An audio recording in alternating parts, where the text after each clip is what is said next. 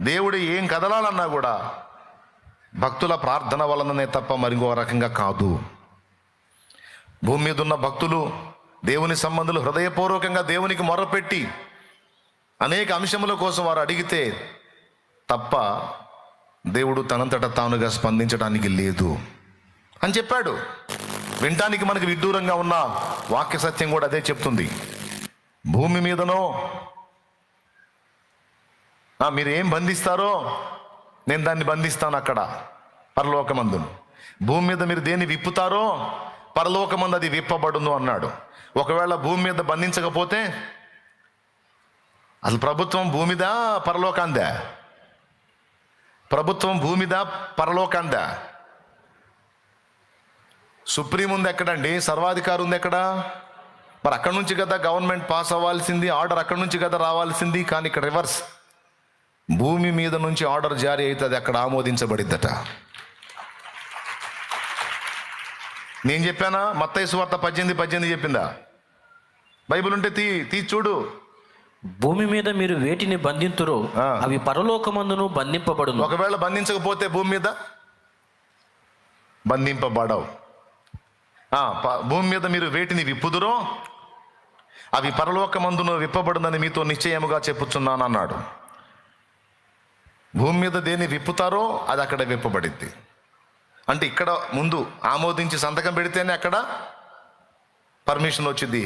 ఇక్కడ ఆమోదం జరగకపోతే అక్కడ నుంచి రాదు. అంటే ఇప్పుడు ఏది దేన్ని బ్యాలెన్స్ చేస్తుంది, ఏది దేన్ని కమాండ్ చేస్తుంది, ఏది దేన్ని కంట్రోల్ చేస్తుంది? మీరు చెప్పండి.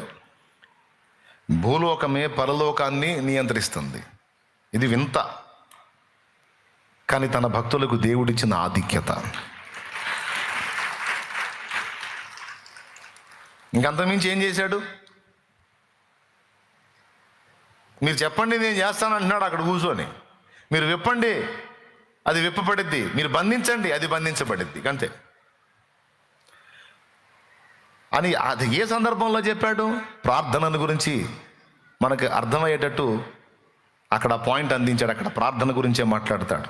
ఆ కిందికి వస్తే మీరు ఎక్కడ భూమి మీద ఇద్దరు తాము వేడుకొను దేని గురించి అయినను ఏకీభవించిన ఎడల అది పరలోకమందున నా తండ్రి వలన వారికి దొరుకునని మీతో చెప్పుచున్నాను. అది చూడండి. మరియు మీలో ఇద్దరు తాము వేడుకొను దేని గురించి అయినను భూమి మీద ఏకీభవించిన ఎడల అది పరలోకమందున నా తండ్రి వల్ల వారికి దొరుకునని మీతో చెప్పుచున్నాను. ఏకీభవించుట అంతటితో ఆగిపోదామా? 21 కూడా చదివితే ఇలా ఉంది చూడండి. 20 ఏలయనగా ఇద్దరు ముగ్గురు నా నామమున ఎక్కడ కూడి ఉందరో అక్కడ నేను వారి మధ్యన ఉందునని చెప్పాను. దేవునికి స్తోత్రం, హల్లెలూయా. బంధించుటైనా విప్పుటైనా, ఇద్దరు ఏకీభవించుటైనా, ఇద్దరు ముగ్గురు కూడి ఉండుటైనా, ఈ 4 విషయాలు కూడా ప్రార్థనకు సంబంధించిన అంశం. Praise the Lord. ఇప్పుడు దీన్ని బట్టి చెప్పండి, భూమి మీద దేవుడు ఏం చేస్తున్నాడంటే పరిశుద్ధుల ప్రార్థనలకు జవాబులు తప్ప ఏం చేయటం లేదు.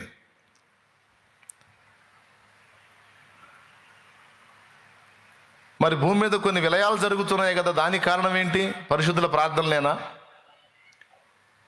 అంటే ప్రభువా సమాజాన్ని దర్శించు, ప్రజల్ని రక్షించు, నీ ఉన్నావన్న గ్రహింపు వారికి కలిగించు, నిన్ను గూర్చిన స్పృహ వారికి అందేటట్టు చేయని భక్తుడు ప్రార్థించినప్పుడు మరి దేవుడు అలా స్పందించకపోతే వీడికి అక్కదగా మనిషికి.